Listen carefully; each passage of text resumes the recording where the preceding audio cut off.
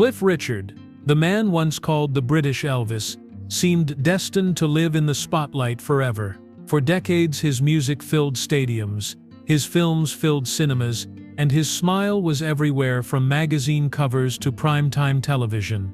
He was the picture of charm and success, the entertainer who never seemed to falter.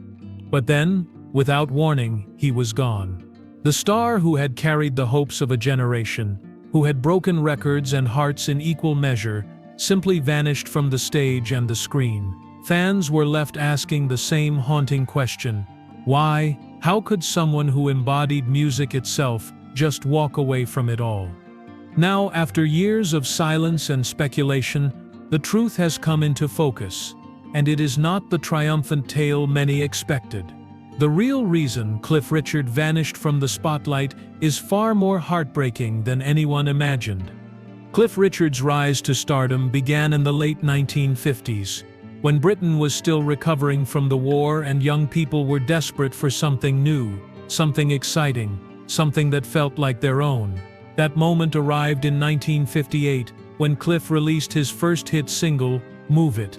With its raw energy and driving beat, the song was unlike anything British audiences had heard before. It was rock and roll, but with a distinctly local voice. Overnight, Cliff was being hailed as the United Kingdom's answer to Elvis Presley. For teenagers across the country, he was not just a singer, but a symbol of freedom. The early 60s only solidified his place as a cultural force. He wasn't just topping charts, he was breaking records. Every year seemed to bring another single at #1, another film that packed theaters, another tour that sold out weeks in advance. He starred in movies like The Young Ones and Summer Holiday, which weren't just box office smashes, but cultural touchstones that defined an entire generation's idea of fun and romance. Cliff wasn't simply performing, he was shaping the mood of an entire era. What made him even more powerful as a figure was his carefully crafted image. Unlike the rebellious American rockers who were making headlines for scandal and excess, Cliff projected wholesomeness. He was clean-cut, polite, approachable, the kind of star parents didn't mind their children admiring. This gave him an unusual advantage. While other performers were fighting against authority, Cliff was embraced by it. He was invited into living rooms on television specials, welcomed onto radio programs, and trusted as a figure of stability in a world that was changing rapidly. Yet that image didn't mean his music was tame. Songs like Living Doll, Bachelor Boy, and Congratulations became anthems, crossing age groups and even international borders. He wasn't just a British star anymore. His popularity reached into Europe, Australia, and even parts of Asia. By the late 60s, Cliff Richard was one of the most successful recording artists on the planet, with record sales rivaling Elvis and the Beatles. His concerts were events in themselves, moments when fans could see the man who had become larger than life. The 70s showed no sign of slowing down. Even as music trends shifted from the psychedelic rock of the late 60s to the glam rock of the 70s, Cliff adapted. He was no longer the teenage idol of Move It, but he reinvented himself as a mature performer with the ability to appeal across generations. Albums like Rock and Roll Juvenile proved he could keep pace with the times. His performances at massive venues, including charity events and television specials, cemented him as not just a pop star but a national institution. By the time the 80s arrived, Cliff had spent more than 2 decades in the spotlight, a nearly impossible achievement in a business that often chews up and spits out its talent in a matter of years. He was knighted for his services to music, a rare honor for a pop star, and seemed to embody both longevity and respectability. For millions of fans, Cliff Richard was untouchable, a man who had risen to the top and stayed there. And that is why his eventual disappearance was so shocking. How could someone who had dominated the charts for decades, who had been welcomed into the fabric of British culture, suddenly fade away? To understand that, we must go beyond the glamour of his success and into the struggles that fame created behind the curtain. Because while Cliff's image was spotless, The toll it took on his private life would set the stage for his heartbreaking retreat from the spotlight. For all the glamour that came with Cliff Richard's fame, the reality behind the scenes was very different. To the public, he was the golden boy of British music, always smiling, always polished, always in control. But living inside that image for decades came at a heavy cost. Fame was not just a stage he performed on, it was a cage he could never escape. From the beginning, Cliff was held to an impossible standard. His good boy persona was as carefully protected as his career itself. Managers, record executives, and the press all expected him to be flawless. Where other rock stars were allowed scandals and rebellions, Cliff was expected to remain pure, wholesome, and untouched by controversy. He could not slip, not even for a moment. Every public appearance was a performance, not only of his music, but of his identity. Over time, this responsibility became suffocating. The issue grew sharper as the years passed. Cliff's career had begun when he was just a teenager, but by the 70s and 80s, he was a middle-aged man still being marketed as forever young. While his fans aged with him, the tabloids and industry tried to hold him in place. He wasn't just singing songs. He was carrying the weight of an entire generation's nostalgia.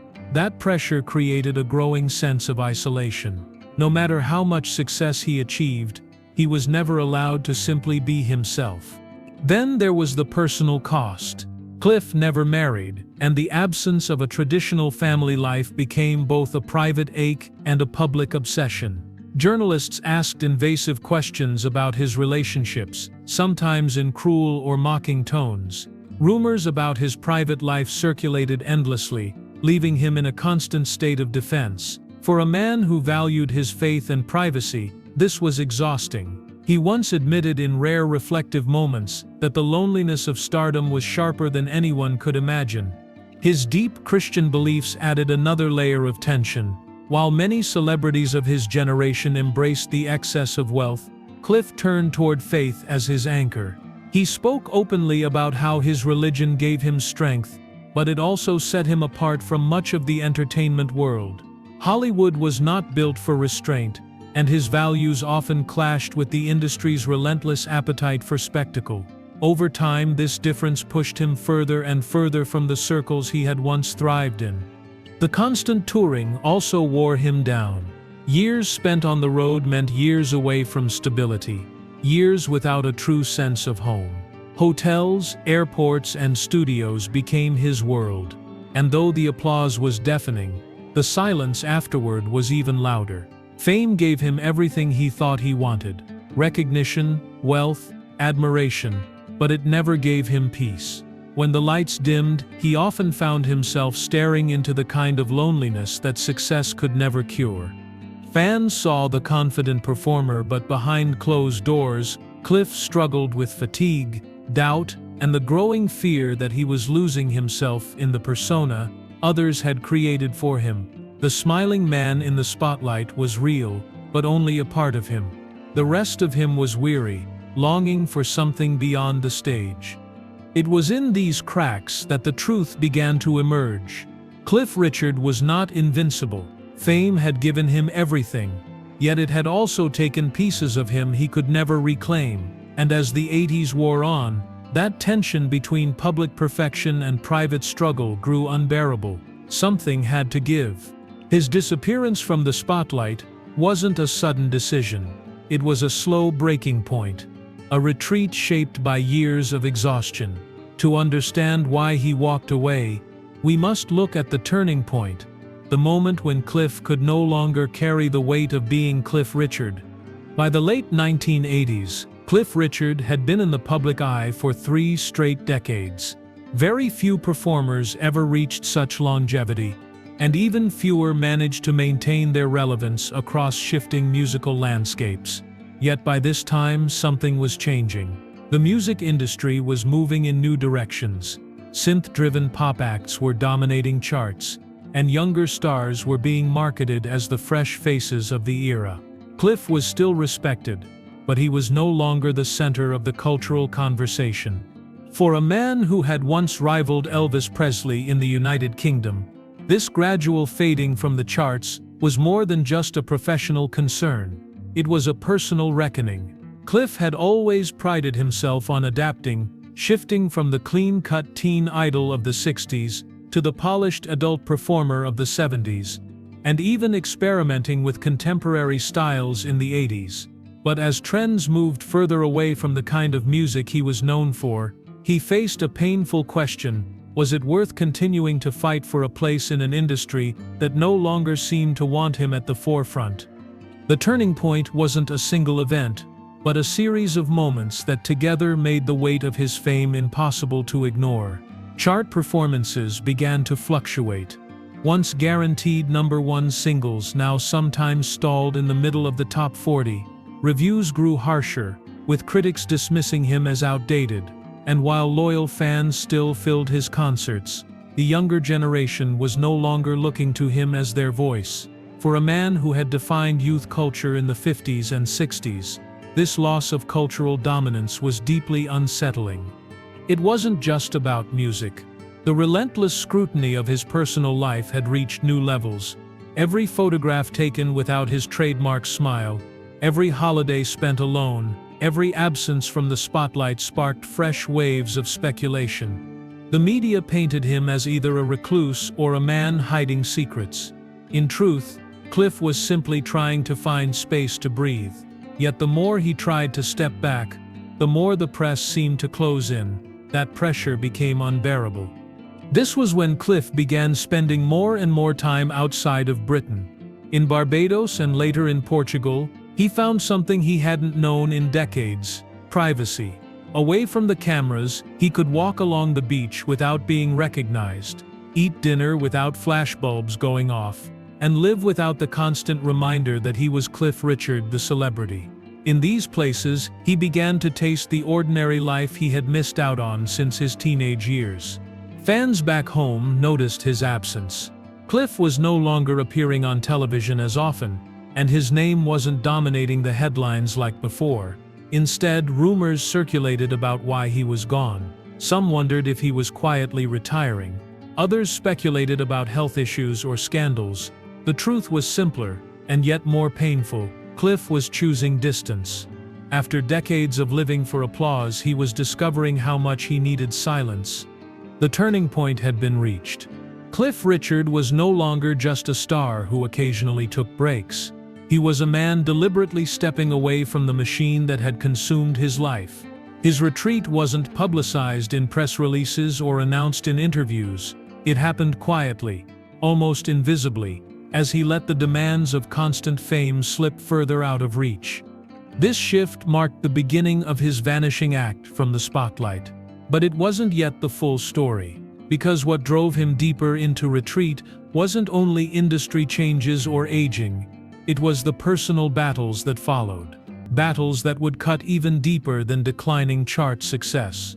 If the decline of chart success was one weight on Cliff Richard's shoulders, the battles he faced in his personal life were far heavier. Fame had always been double-edged for him, giving him adoration on one side and relentless intrusion on the other. By the 90s and beyond, that intrusion became harder to bear. The media's obsession with Cliff's private life was constant. His choice never to marry made him a target for endless speculation. Tabloid headlines speculated about his relationships, his faith, and his identity, in ways that often crossed into cruelty. It seemed that for every story celebrating his music, there were two questioning who he really was behind closed doors. These rumors weren't just background noise, they took a toll, leaving Cliff feeling cornered in a world that once celebrated him. Even more painful was the sense of betrayal. The press that had once crowned him the British Elvis now seemed determined to strip away his dignity. Every photograph was analyzed. Every friend turned into a supposed confidant. Every holiday retreat painted as a suspicious disappearance. Cliff was no longer allowed the basic privacy that most people take for granted. For a man whose faith taught him the values of honesty and trust, this constant suspicion was deeply wounding. Legal battles added another layer of stress. Though he was never convicted of any wrongdoing, the fact that he became the subject of sensational headlines only deepened his distrust of the media and the public stage.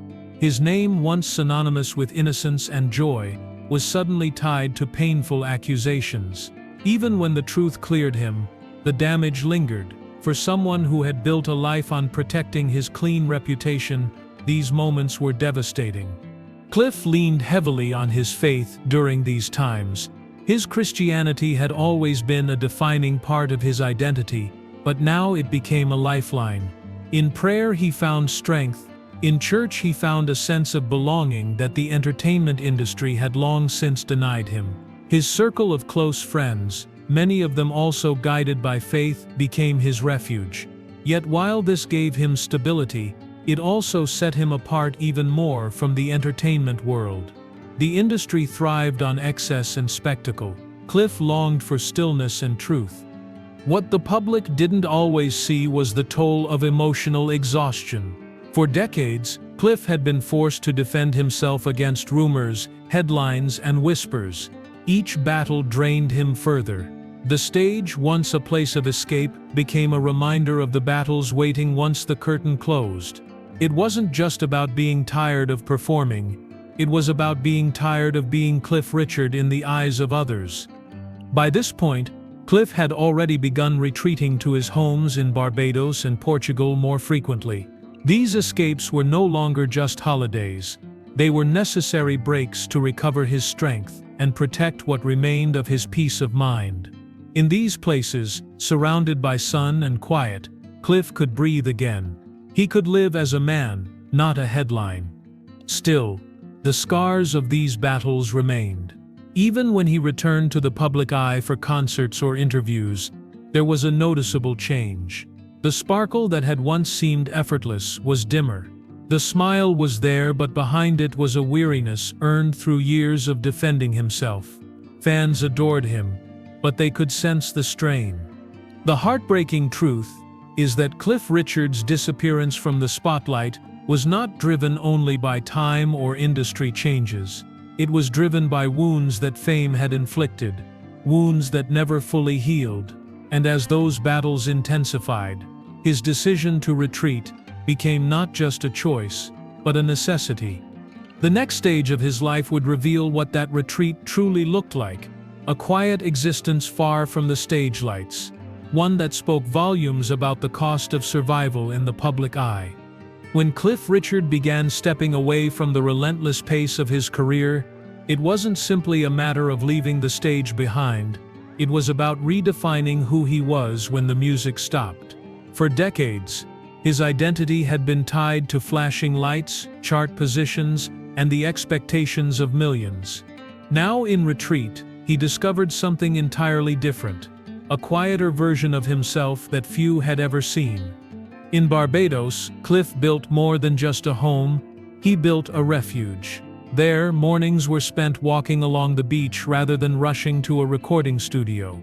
Afternoons were given to reading, gardening, or simply enjoying silence, rather than to rehearsals and press junkets. For a man who had been scheduled down to the minute for most of his life, these unstructured days were revolutionary. They revealed what fame had cost him: the simple human right to decide how to spend his own time. Portugal gave him another gift: community. In his vineyard estate, he connected not with screaming fans but with neighbors who treated him as one of their own. He could share meals, attend church services, and laugh without the constant reminder of cameras waiting outside the door. In these spaces, Cliff wasn't Sir Cliff Richard, the knighted pop legend. He was simply Cliff, a man, a friend, a neighbor. That sense of belonging grounded him in ways global superstardom never had. Fans, of course, noticed his retreat. To many, it felt like an absence too large to ignore. This was the man whose songs had been the soundtrack of their youth, who had appeared on their televisions every holiday season, who had seemed as constant as the turning of the years. When he pulled back, the silence was jarring. Some wrote letters begging him to return. Others speculated endlessly in fan clubs and newsletters about what might have driven him away. To those who had loved him for so long, His absence felt personal, almost like losing a family member. But Cliff himself saw things differently. Retreat was not abandonment, it was preservation. He understood that his voice, his spirit, and his legacy could only endure if he no longer allowed the spotlight to consume him entirely. He began to view his rare comebacks not as obligations but as gifts. An album release, a tour, or a special television appearance was now on his terms, and that shift changed everything. Instead of draining him, these moments gave him joy. Fans who attended these concerts often remarked that Cliff seemed freer, more genuine, and more connected than ever before. There was also a spiritual dimension to his withdrawal. Cliff had always been open about his faith, but in Retreat it became central. Without the constant noise of fame, he could live according to the rhythms of prayer and reflection. He could give more of himself to charity, to causes he believed in, to the kind of work that nourished his soul rather than just his career. For Cliff, this wasn't retirement, it was transformation. And yet, beneath the peace, there was sadness. He knew that his retreat meant distance from the fans who had given him everything. He knew some would never understand, that they would feel abandoned or hurt by his absence. The heartbreaking part of his story was not that he disappeared, but that disappearing was the only way to survive. The retreat was quiet, almost invisible to those who weren't looking closely. But to Cliff Richard, it was the most radical act of his life, choosing himself over the machine of fame. The question that lingered for years, why did Cliff Richard vanish from the spotlight, was never answered by a single press release or confession. Instead, the truth revealed itself slowly, in fragments, across decades of absence. And when pieced together, it was more heartbreaking than most fans were prepared to hear. At its heart, Cliff's disappearance was not about fading relevance, nor about chasing wealth abroad, nor even about retreating into eccentricity, as some tabloids suggested. It was about survival. Fame for Cliff Richard had become a double-edged sword, offering applause with one hand and taking peace with the other. He had lived under its glare since the age of 18, and after 50 years the light that once made him shine began to burn him instead. The loneliness of his personal life was one of the most profound reasons. Cliff never married, and though he had close friendships and moments of deep connection, he admitted that he often lived with solitude most could not imagine. In interviews he spoke carefully, never giving away more than he wanted, but his words carried weight. He had sacrificed the normal milestones of life, companionship, a family of his own, for the demands of his career. When the curtain fell, the silence was deafening. What the world celebrated as freedom and glamour was, for him, often emptiness. Then there was the cruelty of the press. The same newspapers that had once celebrated his every move later turned on him, questioning his character, speculating on his identity, and in later years tying his name to accusations that left him devastated. Though he was cleared and vindicated, the experience scarred him. To live decades building a spotless reputation, only to see it dragged through headlines in moments of sensationalism, was a pain that never fully healed. For Cliff, this wasn't just about reputation, it was about trust. The world he had given so much to no longer felt safe. His faith, always central to his life, became both an anchor and a dividing line. It sustained him in the darkest moments, but it also meant he could never fully embrace the culture of excess that surrounded him. While others numbed their pain with indulgence, Cliff turned inward, seeking refuge in prayer and reflection. This gave him strength, yet it also deepened his separation from the world that once adored him. Fame and faith existed side by side, but never comfortably. To protect one, he had to let go of the other.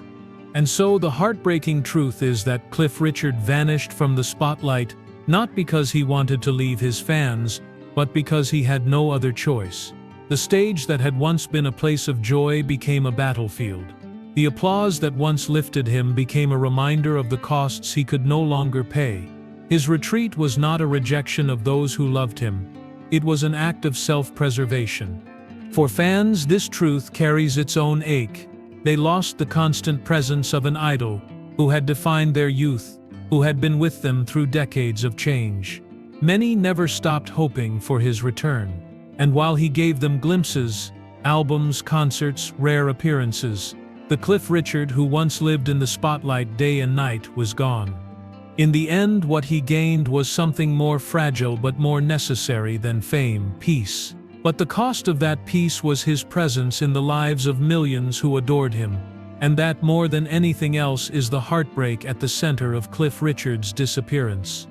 Cliff Richard's disappearance from the spotlight may have left fans heartbroken, but it also gave space to reflect on the extraordinary legacy he built before retreating. Few artists in history have managed to sustain a career as long, as successful, or as culturally influential as his.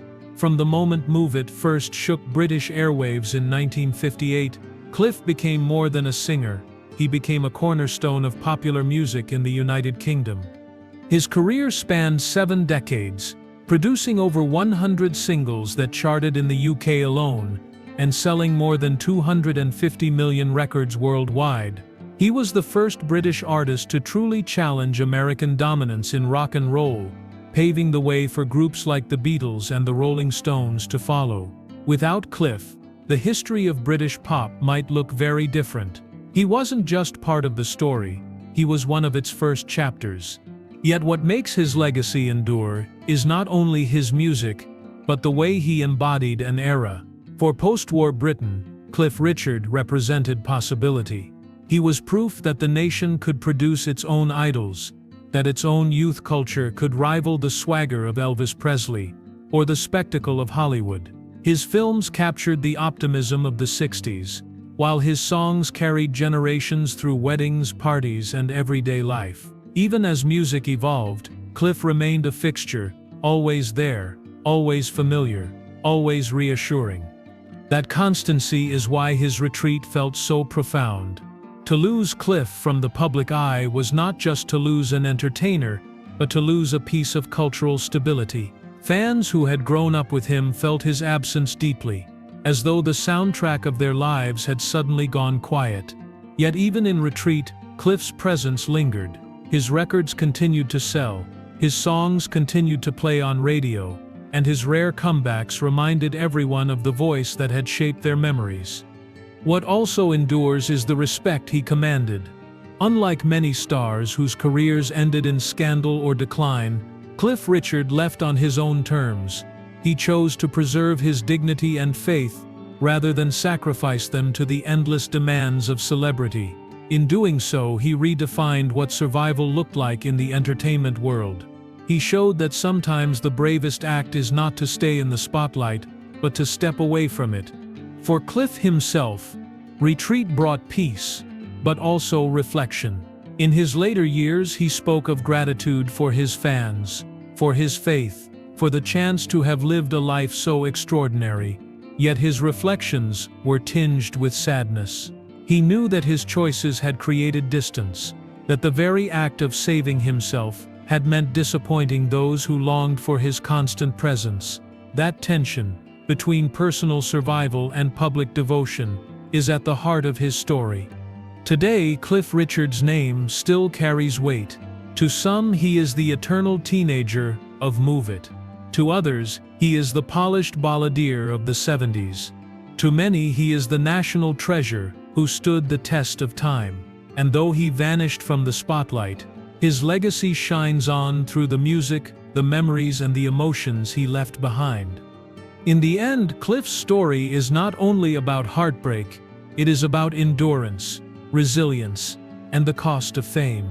He taught his fans that behind every smile lies a human being, and that even the brightest stars sometimes need to step into the shadows to find themselves again. Cliff Richard may have vanished from the spotlight, but the light he gave to the world has never gone out. Cliff Richard's disappearance from the spotlight was never about abandoning his music or his fans. It was about preserving what little peace the world of fame had left him. For more than half a century, he gave everything he had, His youth, his energy, his voice to audiences who adored him. And when the weight of that devotion became too heavy, he stepped back not because he wanted to, but because he had to. The heartbreaking truth is that even legends are human. Cliff carried the cost of loneliness, the sting of betrayal, and the exhaustion of living under constant scrutiny. Yet in choosing retreat, he found dignity. He found faith. He found the ability to live as Cliff, the man, not just Sir Cliff Richard, the icon. His music remains, his influence endures, and his story continues to resonate with generations who still sing his songs. He may have vanished from the spotlight, but the light he gave to millions has never dimmed. For more emotional stories, check out this video.